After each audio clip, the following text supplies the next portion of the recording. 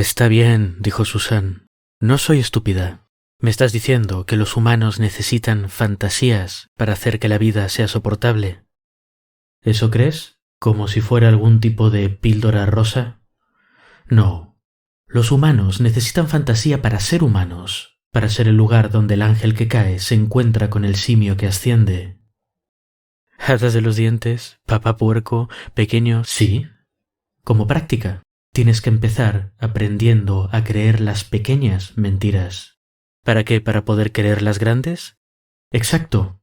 Justicia, misericordia, deber, ese tipo de cosas. No son para nada lo mismo. ¿Eso piensas?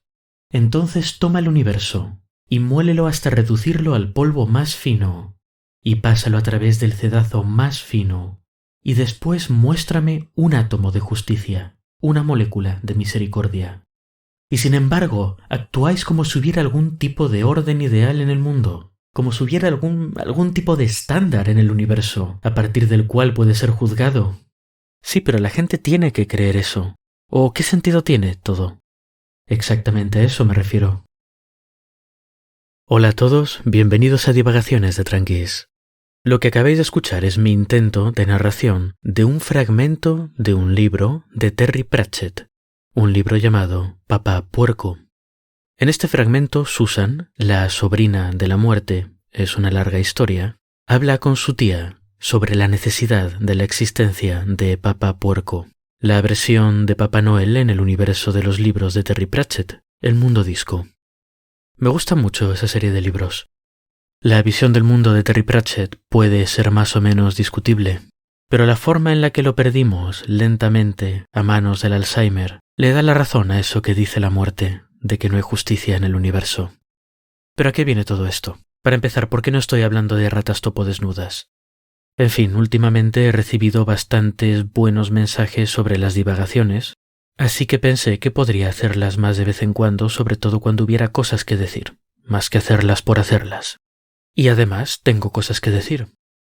Debido a algunas cosas que he leído últimamente, a cosas que están ocurriendo en el mundo y a cosas que voy pensando en general, últimamente me he interesado por el tema de la divulgación científica, de la comunicación, de la forma ideal en la que habría que hacerla y de cómo se hace muchas veces en los medios, digamos, normales, por llamarlos de alguna forma, periódicos, canales de televisión grandes, etc.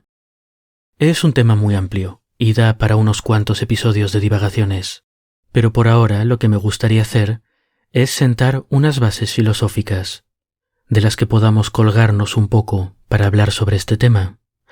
Estas bases son las mías, no tienen por qué ser las de nadie más y no tienen por qué ser la verdad absoluta, pero me parece que son bastante razonables. A ver qué os parecen a vosotros. El lugar donde el ángel que cae se encuentra con el simio que asciende. Son imágenes poderosas las que nos transmite el buen Terry, y encierran un poco de verdad. Los seres humanos somos cosas un poco curiosas, ¿verdad? No digo que haya ángeles de por medio, pero definitivamente tenemos algunas características que son muy extrañas cuando nos comparamos con otros animales. La principal, aunque quizá no sea la principal, vamos a decir mejor, la característica en la que me interesa centrarme ahora mismo, es esta capacidad de abstracción, esta capacidad de imaginación, la capacidad humana que hizo que Terry pudiese pintarnos ese cuadro tan maravilloso, la misma que permite que Tolkien nos hable de enanos y de dragones, la misma que permite que Asimov nos hable de un futuro lleno de robots. ¿No os parece curioso que podamos crear en el aire cosas que no existen? Los dragones no existen, los enanos no existen. La muerte existe, como más un concepto abstracto, pero no habla como la de Terry, ni es una joven sonriente y amable vestida de negro como la de Neil Gaiman. Eso creo al menos, quién sabe. Esto es algo que si otros animales son capaces de hacer nosotros nunca hemos demostrado. Que sepamos, un perro no puede imaginarse un mundo distinto y coherente en el que la magia existen los hobbits y hay que pelearse con los orcos. Imaginaos al terrier, al chihuahua medio haciendo esto, o una vaca, mucho menos ya cosas como mejillones o como caracoles. Aunque dicen que los pulpos sueñan, me pregunto el qué. Pero aunque algunos animales tengan estas capacidades, no cabe duda de que el ser humano les pasa el trapo. Les pasamos el trapo. Y es que comparados con otros seres vivos, podríamos decir que el ser humano está un poquito loco. Tenemos esta capacidad, quizá incluso esta tendencia, a separarnos de la realidad. Pero bueno, uno puede decir que eso del contacto con la realidad que es un poco relativo. Al fin y al cabo nosotros no experimentamos la realidad directamente. Es todo un modelo mental construido por nuestros sentidos y por nuestros prejuicios y por las cosas que tenemos en nuestra cabeza. Y hasta cierto punto sí, pero no. Me explico. No cabe duda de que existe una realidad externa y de que los seres humanos, al igual que otros animales, tenemos la capacidad de percibirla. Hay una realidad objetiva en la que un perro es un perro y un gusano es un gusano. Cada uno de ellos tiene consecuencias distintas para un pollo y cada uno de ellos tiene características definidas que un pollo puede usar para distinguirlos. Quizá os parezca que estamos empezando muy desde abajo, hablando de que la realidad existe, la realidad objetiva, pero os sorprendería lo metidos en su propio ombligo que están algunos filósofos. Quizá hablemos de ellos algún otro día. Pero hoy vamos a partir de que la realidad existe, de que existe una realidad física objetiva sobre la que se pueden aprender cosas y que esas cosas son las mismas para todo el mundo. Pero luego tenemos otro reino, otra esfera, otro espacio, que es el espacio de la imaginación, de las pequeñas mentiras como el hada de los dientes y de las grandes mentiras como la justicia o la misericordia, de las que hablaba tan convencida la muerte de Terry Pratchett, como si ella fuera muy real. A no ser que creamos en algún tipo de Dios o de orden universal metafísico, algo que yo no voy a hacer aquí, porque si no me callo ahora y me aburro, si no creemos en ninguna de esas cosas, entonces la justicia y la misericordia son tan reales como los enanos.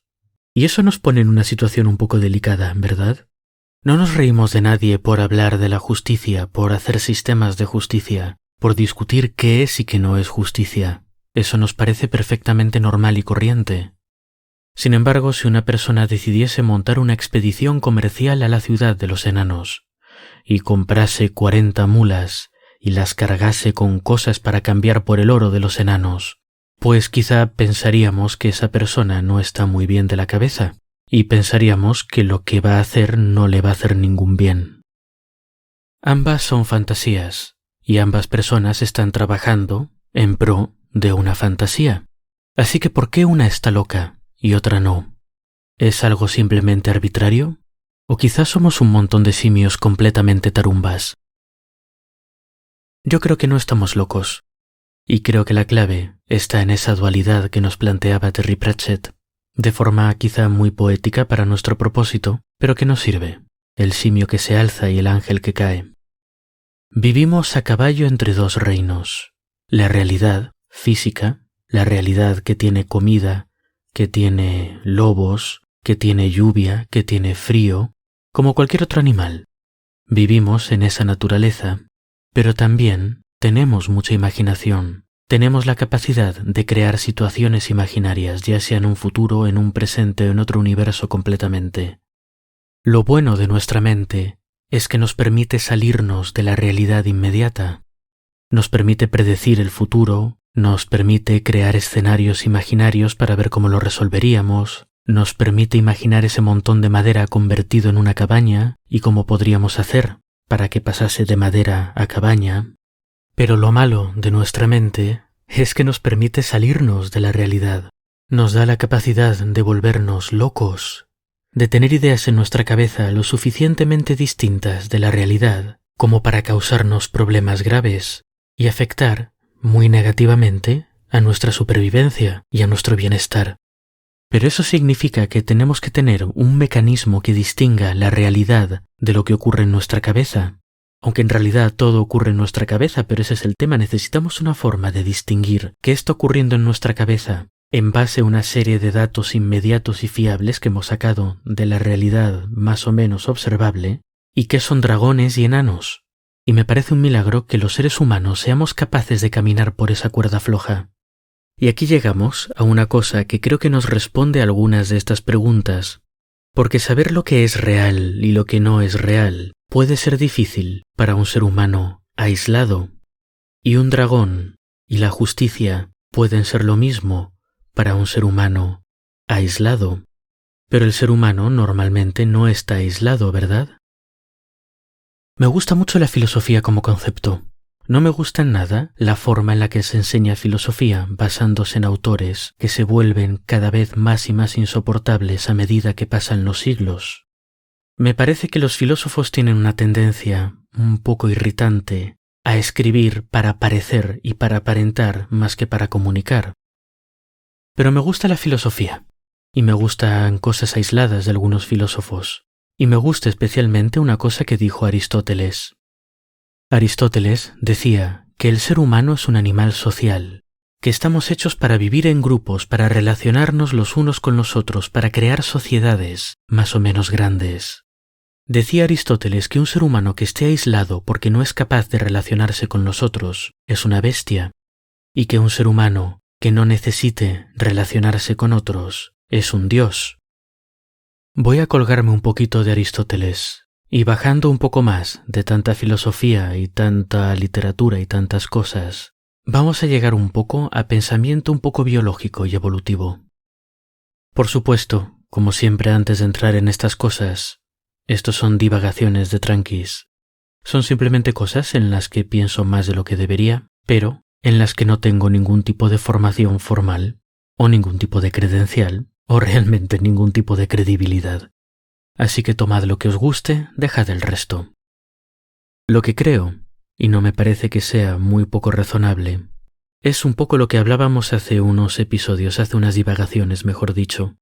Aquello de la identidad, del cerebro social, de la hipótesis de que quizá el cerebro había evolucionado en un contexto social, que si tenemos un cerebro tan grande, tan complicado, que nos consume tanta energía, es para poder navegar grupos sociales complejos.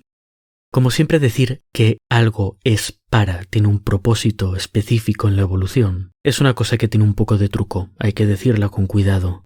Pero no tenemos que decirla ni siquiera en este caso. Nuestro cerebro ha evolucionado como ha evolucionado. Se ha hecho muy grande, pero ha evolucionado también en un contexto en el que tú te estás relacionando constantemente con otros seres humanos, y con un grupo, ojo, bastante pequeño para nuestros estándares, y esto va a tener relevancia en divagaciones futuras. Esto tiene dos consecuencias. La primera es que no solo tenemos un par de ojos, no solo tenemos un cerebro, tenemos mucha gente observando el mismo mundo al mismo tiempo. Muchos cerebros creando muchas explicaciones para lo que vemos. Muchísimas discusiones, parloteos, contribuciones sobre qué bayas son alimenticias, qué bayas dan diarrea, sobre cuál es la mejor forma de cazar un pescado, sobre quién creó las estrellas, sobre qué es el fuego, sobre todo tipo de cosas de nuestra realidad. Esto nos ayuda a mantenernos cuerdos. Por supuesto, no es una solución perfecta. Y los seres humanos, históricamente, siempre hemos compartido nuestro mundo mental, nuestro esquema de la realidad, con espíritus, demonios, dioses y seres mitológicos, a veces incluso enanos. Sin embargo, la presencia de otra gente nos da un apoyo para distinguir realidad de ficción. Si alguien ve algún animal extraño en la jungla, otro puede ir a comprobarlo y decirle mira, ahí no hay nada, o mira, es un ciervo un poco raro, déjalo estar. O cuando te ven todo preparado en la puerta de casa, listo para partir en tu expedición al país de los enanos, te pueden hacer una intervención y decirte, Nico, por favor, no te vayas, los enanos no existen, devuelve esas mulas. Nuestros compañeros de grupo o de tribu o como queráis llamarlos, nuestros padres, nuestros familiares, nos ayudan a entender qué se sabe y qué no se sabe sobre el mundo físico. Digamos que aunque no sea un sistema perfecto, colectivizar nuestra percepción de la realidad física, el tener, como hablábamos en otras divagaciones también allá atrás, una ciencia, aunque sea en sentido muy amplio, como práctica social, nos permite no sumergirnos demasiado en nuestro propio ombligo individual. Nos pone unos pesos para que nuestro globo de la imaginación no salga volando y acabemos montando una expedición al país de los enanos. Y aquí, especulando un poco, o quizá especulando mucho, podríamos preguntarnos si quizá la única razón por la que los seres humanos hemos podido evolucionar hasta tener este tipo de cerebro y este tipo de imaginación es gracias a ese andamio de socialidad que nos mantiene pegados a la realidad. Quizás si el ser humano fuese un animal solitario, este tipo de imaginación no sería evolutivamente adaptativa. Quizá tener demasiada imaginación es malo para un animal que no tenga un grupo social que lo mantenga con los pies en la tierra. Y por eso es más difícil que estas grandes inteligencias, que este pensamiento abstracto evolucione en animales solitarios, porque no es tan ventajoso como pueda parecer.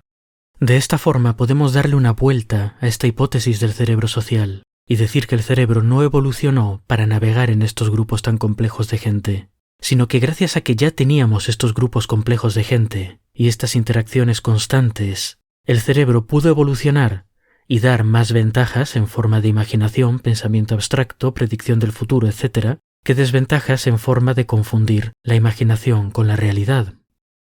Pero esto de vivir en sociedad, entonces, tiene otra consecuencia para lo que hemos estado hablando, y es que aunque el hecho de vivir en grupo nos ayuda a eliminar imaginaciones que sean nocivas, que no tengan que ver con la realidad, tiene el efecto curioso de hacer también muy reales algunas fantasías.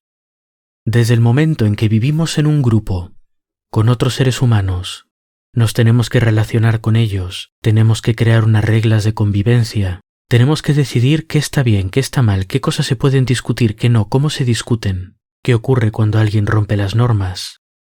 Cuando vivimos así, de repente fantasías que las llamaba la muerte, como la justicia, como la misericordia, como el deber, de repente tienen un impacto muy real en el mundo físico que nos rodea, porque gran parte de nuestro mundo físico que nos rodea es otra gente. Así que la muerte de Terry Pratchett tiene razón. Necesitamos estas mentiras para ser humanos. Pero el problema es que también necesitamos realidades, porque la justicia no da de comer ni te defiende de los depredadores. Pero resulta que además de vivir en esta realidad, el ser humano vive con un pie en la ficción, porque necesitamos ficciones como la justicia, como el bien, como la belleza, como la misericordia, como el deber. Y una vez usamos estas cosas para relacionarnos con la otra gente, de alguna forma se vuelven un poco menos ficciones, ¿verdad? Pero siguen sin ser parte de la realidad física. Y esto nos lleva a una situación muy curiosa y muy delicada. Y es que cada uno de nosotros, cada ser humano, vivimos en una burbuja construida con ayuda de otros seres humanos, que incluye elementos de realidad, como que bayas son venenosas y dan diarrea, y que bayas son buenas, que hipopótamos rosas son reales y que hipopótamos rosas no. Pero algunas de estas cosas, de estas partes de nuestra burbuja, son ficticias. Son cosas que no podemos observar en la naturaleza, que no podemos medir y luego comparar las medidas con nuestros compañeros de tribu. Son cosas que tenemos que negociar entre nosotros. ¿Qué tipo de justicia es buena? ¿Qué tipo de deber es bueno? Nota del editor. Quizá esta sea una terminología más adecuada para evitar confundirnos con verdades, mentiras, con realidades, ficciones. Podemos llamarlas mejor realidades negociables y realidades no negociables.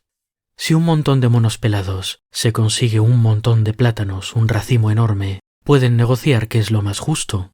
Si repartir todos esos plátanos a partes iguales, si darle más al mono más grande porque es más grande y necesita más comida, si es justo que el mono más grande les pegue a los otros monos y les quite sus plátanos, o si deberíamos darle más plátanos al mono que trepó el árbol y nos consiguió esos plátanos. Todas esas son conversaciones alrededor de la realidad negociable, que es la justicia. Pero hay varias realidades no negociables ahí, como por ejemplo el número total de plátanos. Por mucho que pienses que el número de plátanos es demasiado bajo o demasiado alto, el número de plátanos va a ser el mismo. El número total de plátanos es una realidad no negociable. Esta visión dual de dos esferas, una real y otra ficticia, o llamémosla negociable. No sé si explicado así os suena obvio o no, pero no siempre se ha pensado así. Muchas veces lo que es real se ha decidido en base a ficciones. Obviamente, mejor dicho, lo que se percibe como real. Lo que es real siempre va a estar ahí y es muy tozudo. Y otras veces ha pasado al revés, que lo que es ficticio se ha considerado real, medible, estandarizable y optimizable. Ninguna de estas dos situaciones es especialmente deseable, pero ocurren a lo largo de la historia, han ocurrido. Y la causa de estas confusiones entre realidad y ficción es un funcionamiento inadecuado de la herramienta que en condiciones ventajosas permite ese cotejo de la realidad con nuestros compañeros de sociedad, permite ese negociado de ficciones con nuestros compañeros de grupo. Esta herramienta, por supuesto, es la comunicación, y será un tema del que hablaremos en las próximas divagaciones, dentro de 2 episodios o quizá de 3. Depende un poco de lo que me digáis, si os gustan estas cosas, si no, si preferís que hable de animalitos y me limite a leer publicaciones científicas. No os puedo prometer que vaya a hacer lo que vosotros queráis, pero sí que vais a influir en mi decisión. Así que ya sabéis, no os cortéis. ¿Os parece razonable esto que digo? ¿Tenéis objeciones filosóficas, prácticas? En fin, me callo. Hasta la próxima pues, y espero no haber divagado demasiado intensamente.